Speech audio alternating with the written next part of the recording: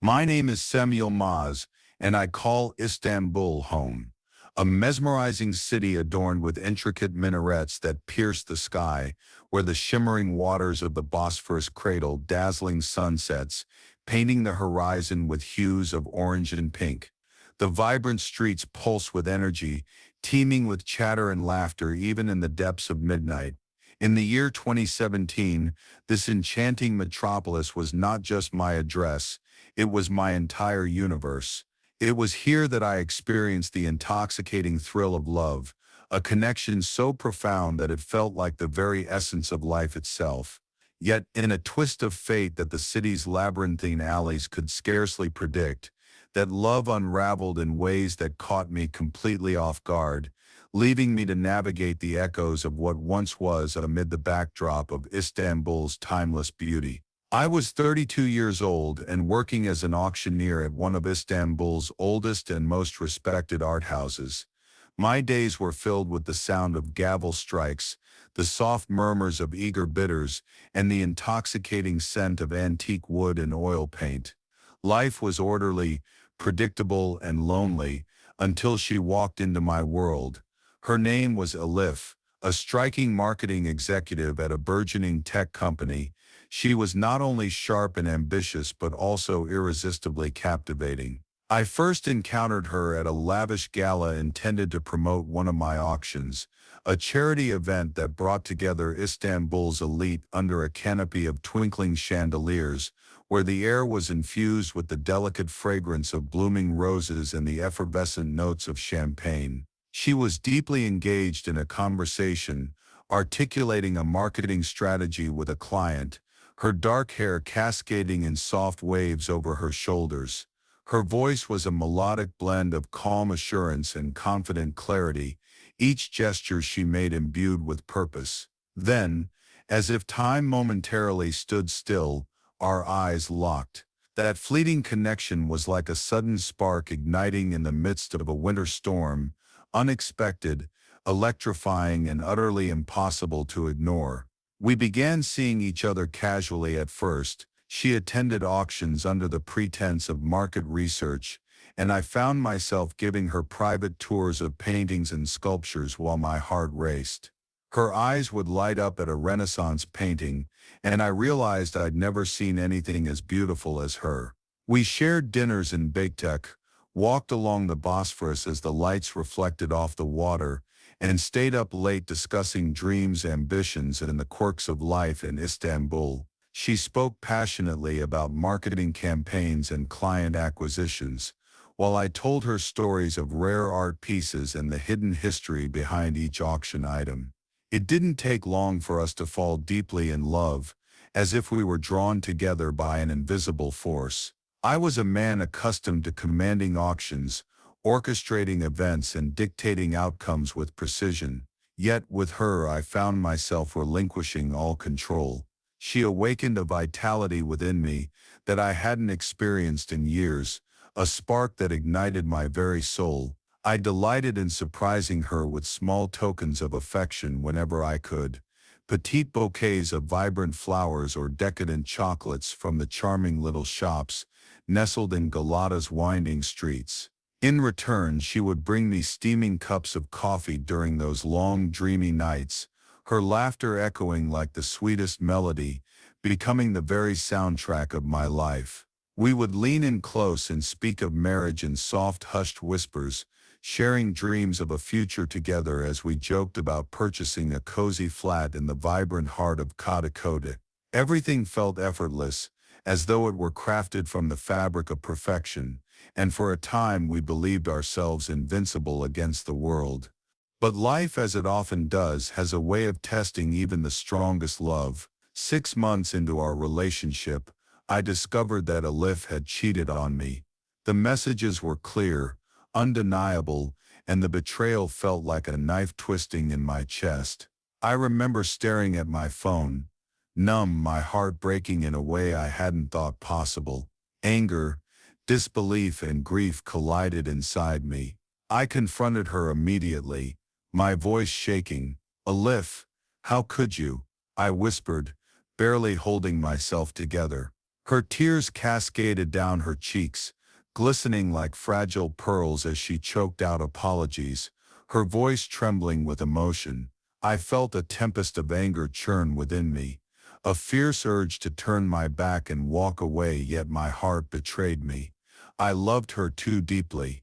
In that moment, as I watched her sorrow unfold, I found the strength to forgive.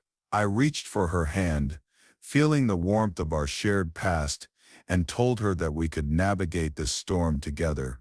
I reminded her that true love was not an unblemished ideal. It was built on the fragile foundation of effort, trust, and the willingness to forgive. For a while it seemed we did. We laughed again. We held hands walking through the streets of Ninshan Tansha, planning weekend trips to Cappadocia, sharing hot air balloon rides over fairy chimneys and watching the sun rise together. I told myself that love could survive anything, and for a time it felt like it could. But then came the paranoia, not mine, hers. It started with small things. She would ask me who I was texting during work hours. She noticed my colleague Salen, stopping by my office with reports or casual greetings, and she would frown. "It's just work," I would say, trying to remain calm. "She's helping me prep for a corporate auction next week." Her frown deepened.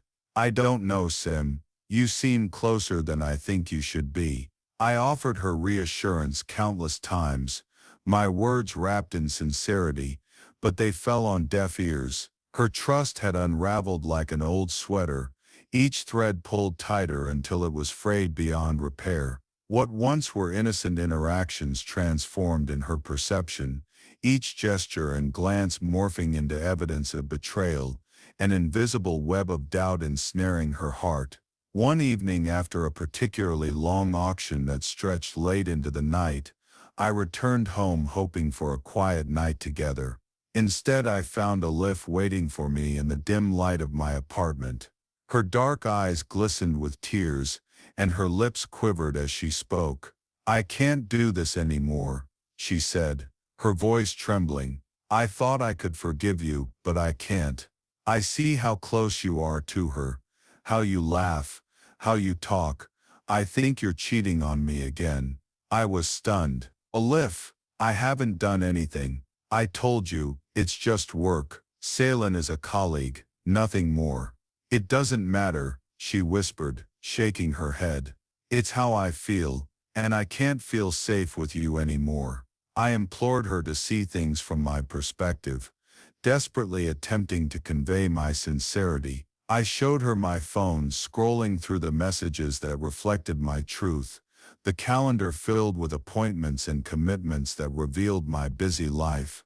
I even went so far as to invite her to my office, hoping that a face-to-face meeting with Salen would dispel the misunderstandings and demonstrate that there was nothing untoward between us. Yet, despite my efforts, she remained resolute, refusing to take the opportunity to see for herself. "It's not about proof, Sim. It's about trust, and it's gone," she said, tears rolling down her cheeks. "I can't do this anymore."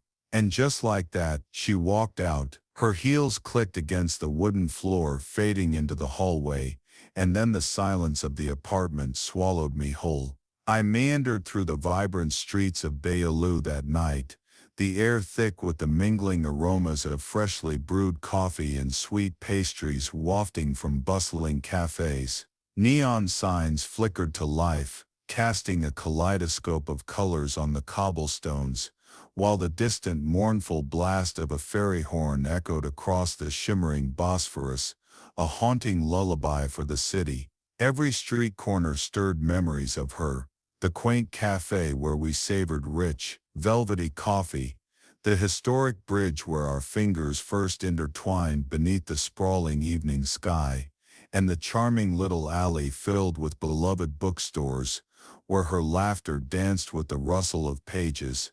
In this city pulsing with vitality, I felt an overwhelming sense of isolation, as if the very air vibrated with joy, yet offered me nothing but a profound emptiness. The heartbreak lingered for months. I replayed every conversation, Every moment, wondering what I could have done differently. I realized that forgiveness alone was never enough if the other person's trust is fragile, if insecurities overshadow reason. I had given her everything, my love, my patience, my faith, and yet it was never enough. I kept working at the auction house, burying myself in the clatter of gavels and the scent of old wood, trying to reconstruct some sense of normalcy. I would occasionally see her in passing at conferences or promotional events, and each time it was a sharp reminder of the love I had lost, not because of betrayal, but because of suspicion and fear. Years later, I still walk along the Bosphorus, past the art houses and the cafes we frequented, past the streets of Karakoy, where we once argued over which gallery to visit. I think of her, the way she smiled when she won a client over, the way her hair glowed in the afternoon sun, the way she made the ordinary seem extraordinary. And I realize that some heartbreaks are crueler than any infidelity, crueler than lies. They are born from love, forgiveness, and trust betrayed by nothing more than fear. Istanbul will forever hold the essence of my love, my losses, and the tapestry of my memories. The majestic minarets rise gracefully against the horizon, their silhouettes etched against the deepening sky, while the ferries dance across the shimmering waters of the Bosphorus, leaving ripples in their wake. Life ebbs and flows around me, vibrant and unyielding. Yet there are certain winding streets that echo with the laughter and whispers of a love, each corner steeped in reminiscence. Some sunsets transform the sky into a canvas of fiery oranges and deep purples, forever tinged with the bittersweet ache of dreams unfulfilled and moments lost to time.